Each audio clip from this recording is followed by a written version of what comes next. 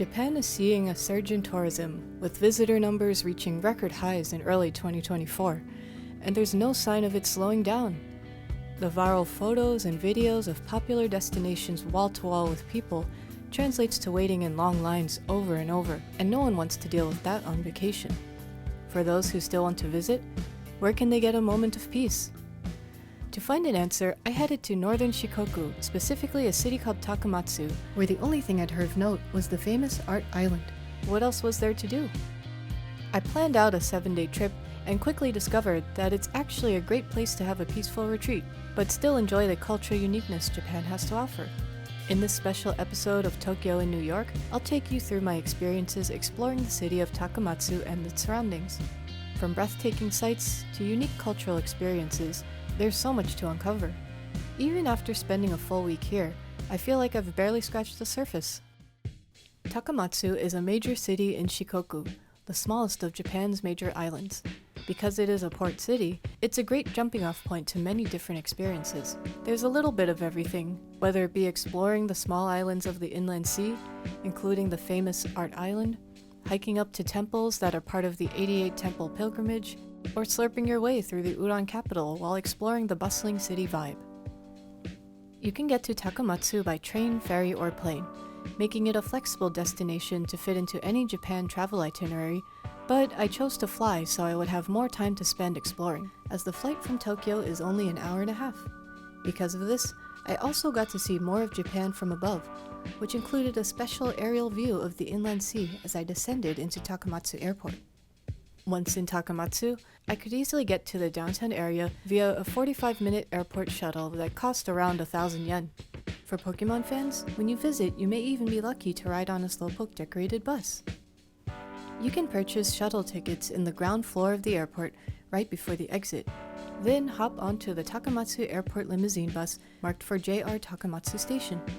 The airport shuttle dropped me off at a bus terminal called Kawaramachi, which is a great transportation hub that connects to not only the buses on the ground floor, but another key feature of the city, the trains. These trains, known as kotoden, are actually an attraction in themselves, with their older style cars being an aesthetic many train enthusiasts travel to Takamatsu to ride and take photos of. Riding on them is also an easy way to see the beautiful scenery of the ocean and surrounding mountains. Note, you'll need to go to the upper floor to purchase train tickets, as the ground floor is dedicated to buses. Kawaramachi Station is also a nice place to people watch. If it's rush hour, on the second floor, you'll see the residents of the city bustling about, and oftentimes students will be playing on the public use piano. There's also a cute photo spot with one of the mascots of Kotoden, dolphins. Depending on where your accommodation is, you can also choose to stay on the airport shuttle until you reach the Takamatsu JR station stop. This stop is located by the harbor, and from Kawaramachi Station, the journey to walk between the two is just as interesting as the destination. I say this because Takamatsu is uniquely organized along avenues of covered, pedestrian-friendly walkways, making the city extremely explorable if you don't want to rent a car. Lion Street, is closer to Kawaramachi Station and is dedicated to food, while the other parallel avenue, Minami Shinmachi, contains mostly local shops. As with the train station, both avenues are sleepy during the day, but become lively at night. Also, as mentioned before, these walkways are covered, which was a huge bonus when I visited during the rainy late spring. I could keep exploring and stay dry. I recommend checking out the automated thrift stores. These unique clothing stores operate via vending machine. Choose your item, pay for it at the machine, and drop the slip into the nearby box as proof of purchase. While I spent more time in Liondori and Minami Shinmachi, if those avenues aren't enough to satisfy your shopping cravings, Minami Shinmachi ends at Marugame Machi, which is a large multi-story mall. Here are the more high-end brands, as well as an animate store for the anime fans. Furthermore, past this hall by the harbor, there is a small cafe and arts district called Kitahama Alley, where you can shop with a view of the sea. As a Pokemon fan, I also took time to see more Slowpokes by the Chuo post office and the Pokemon manhole cover along Minami Shinmachi. In fact, many gift shops around Takamatsu will carry merchandise related to Slowpoke, as it is the prefecture's mascot. This is probably because the Japanese name for Slowpoke, Yadon, sounds like udon. Speaking of which, Takamatsu is known as the udon capital of Japan. Udon is a thick noodle made from wheat flour. It can be prepared in many ways, and I'll explain some of the common options I saw on menus in Takamatsu. You'll first have to order the base noodles. Kamabata, hot with butter and no broth. Kake, hot with broth. Kamaage, hot with dipping sauce. Bukake, cold with broth and various toppings. And shoyu, cold noodles with soy sauce. You then buy toppings separately at the topping station. My favorite are shrimp tempura and any kind of vegetable tempura. There are so many great udon places in downtown Takamatsu, but if I had to choose one, I'd recommend ordering the Kamabata, Kama Butter Udon, at Udon Baka Ichidai. These freshly made noodles surprisingly reminded me of Italian food and tasted unlike anything else. There's also a picturesque location further out that I'll talk about later called Udon Honjin Yamada-ya. Takamatsu cuisine is also known for olives, courtesy of Olive Island, Shodoshima, where the Mediterranean climate allows for groves of olive trees all over. I'll talk a little more about this later when discussing island hopping, but in terms of Takamatsu cuisine, I tried and recommend olive products. And for the Wagyu lovers watching this video, olive beef. Since Takamatsu is a larger city by the coast, you can also find many staples of Japanese cuisine along Lion-dori, such as yakitori and revolving sushi, and you won't have to wait to get into most places. After shopping and eating and exploring downtown Takamatsu, I felt like taking a long break from hours in a concrete jungle. Luckily, one of Japan's most famous gardens was only a 9-minute bus ride away. Ritsurin Garden is one of the largest strolling gardens in Japan and is over 400 years old. For less than 500 yen, I was able to spend a day walking through many different classical Japanese garden scenes. I was also able to see local crafts in the Crafts Museum near the entrance, where masterworks from Takamatsu traditions are featured. There was lacquer work, rihei-yaki pottery, and more. Another enjoyable aspect was the in-house artisan who had a workshop next to the crafts display. He was available to answer questions, in Japanese, while he worked. I highly recommend leaving time to explore one of the 2 tea houses. I enjoyed the Kikugetsu Tei tea house, where you can sit down in the shade and get matcha and a snack for less than 1,000 yen. After you eat, you can go to the back porch and see a lovely view of the famous footbridge. If the tea house isn't too crowded, then you can stay there indefinitely and drink in the scenery. Also, you may have noticed a boat ride in my footage, and you can actually join the ride for 700 yen. I've described all the great sights and places I discovered in downtown Takamatsu. Now I'll talk about a main feature of this port city: accessibility. Takamatsu is a great hub to visit northern Shikoku. I was able to explore the nearby mountains and villages via the same buses and trains that ran through the city. I only used 2 train lines to visit most attractions, the green Nagano line and the pink Shido line. The green Nagano line connects downtown to the ferries. Although the walk from Kawaramachi was only 20 minutes, the green Nagano line cut it down to 5, which was convenient if I wanted to quickly catch a boat. The pink Shido line was an excellent choice for exploring some of the temples and museums in suburbs further outside the city, such as the quarry town of Mure. For fans of modern art, I recommend visiting this village and taking a tour of Isamu Noguchi's museum and studio. I love visiting the New York location and was excited to discover that there's a sister location close to Takamatsu. This Japanese-American artist is known for 2 quite different mediums: his bold, abstract stone sculptures and equally beautiful Akari paper lamps. Note, you cannot take pictures inside the museum, so most of this footage here is from the Noguchi Museum in NYC to give you a sense of what you'll see. Please note that you cannot purchase tickets on the day of. You must reserve in advance. The museum is also friendly to visitors from abroad, as both English and Japanese guided tours are included in your reservation.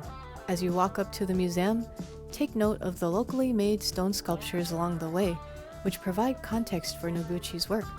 The museum itself is a great focused experience, where you can see impressive sculptures and site-specific installations of abstract art. One installation in particular, of waterfall of stones, leads up to a hill that, if climbed, offers a stunning view of the surrounding mountains and sea. The main body of work here is stone sculpture, but you can also see many of his lamps up close and personal on Shodoshima. Also nearby is the famous udon restaurant I mentioned earlier, Udon Honjin Yamadaya. I highly recommend taking the trip to have a meal here. You can not only have reasonably priced, tasty udon in an elaborate Japanese-style restaurant, but you can also take in the natural beauty of the surrounding garden and the building itself, which is registered as a cultural heritage site. Another area in the mountains that was a highlight of my visit was a lookout point called Shishi no Reigan. This vista is next to the ancient Yashimaji temple and made the mountain a nice half-day trip. There is a path that runs from the suburbs to the mountain, but I only recommend it to those who are okay with steep climbs. I went down the mountain using this path, and my ankles were hurting by the end. For those who want to take it easy, buses run from the Kotoden Yashima train station to the top and take 10 minutes. Please note that the buses only run until 5 p.m., so depending on the time of year, if you want to get a sunset picture, you may want to rent a car and drive to this location. To reach Shishi no Reigan, you'll typically pass through Yashimaji Temple, one of the 88 temples on the Shikoku pilgrimage route. During your visit, you might spot pilgrims donning white robes as they come to worship. The temple features impressive statues of Buddhist icons, along with some fun tanuki statues. If you go past the large tanuki statue, there's a party of tanuki and a hidden shrine tucked away in the back. Going through the repeating torii gates is certainly a magical experience. From the temple, a short path will take you to Shishi no Reigan. I'll let the views of the inland sea speak for themselves.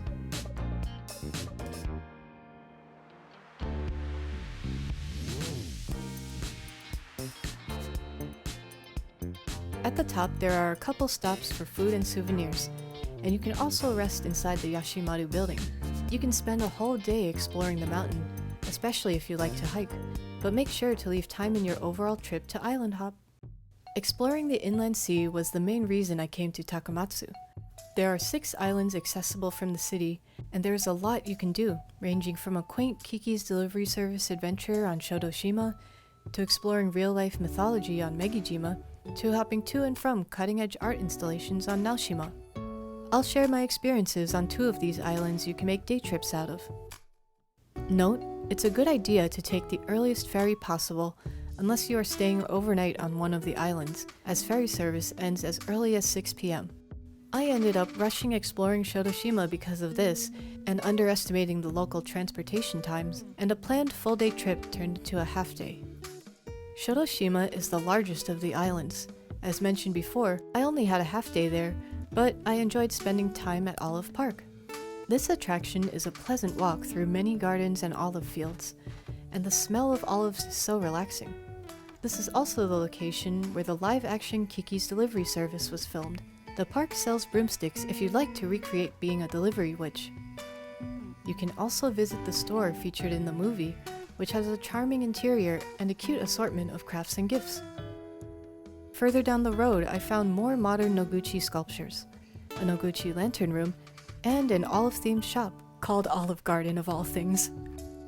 I definitely want to visit the island's other stunning natural sites, including the popular Angel Road along the beach, a 1,000-year-old olive tree, terraced rice fields, and Kankake Gorge.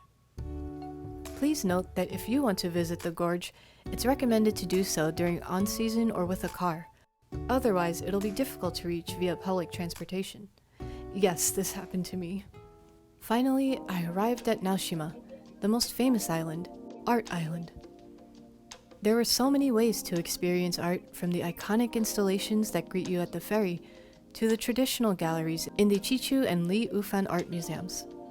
I spent most of my time wandering through the Benesse House, a hotel containing a series of galleries and delicious pumpkin soup, and exploring Honmura Village, where homes have been converted into installations that are weaved in between residential dwellings, turning exploration into a scavenger hunt of sorts. Keep in mind that it will be difficult to visit the entire island in just one day, especially if you're the kind of person who prefers taking your time looking at everything in art museums. Also, in one case, you would literally have to sleep over on the island, since you have to be a hotel guest to access certain portions of the Benesse House. A common way to explore the island is by walking or cycling. I chose to walk most of the way. However, if you want to spend more time at the galleries, my recommended route is to take the town bus from Miyanora Port to Nokomae Stop, where the Village of Galleries is. Then, take a combination of the shuttle bus and walking back to the port while stopping at the many museums along the way.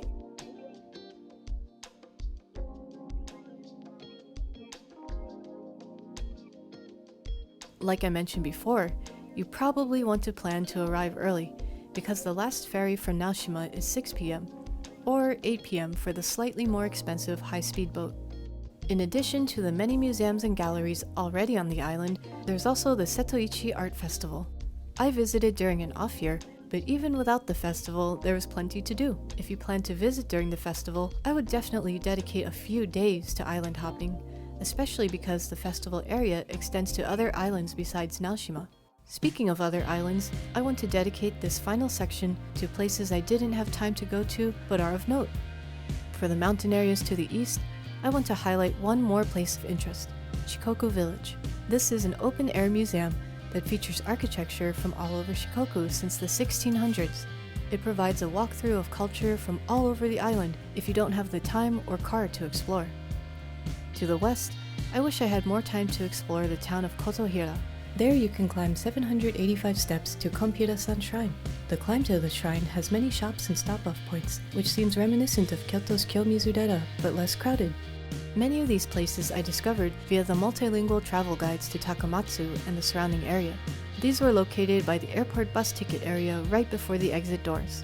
There was a lot there that I hadn't found during my online research, so I really recommend to leave some time in your itinerary where you can further customize your stay after reading those guides. If you've been to or visit any of these places, I would love to hear your experience in the comments below. From the city that comes alive at night, to temples in the mountains with beautiful views, to the fantastic art and nature-filled islands in the sea. My 7 days here were a wonderful experience, and every day there was so much to do. But at the same time, it didn't feel rushed thanks to the local feel and absence of crowds. After listening to my time in Takamatsu, I hope when you visit Japan, you'll consider this cultural corner and add it to your itinerary. Thanks for watching.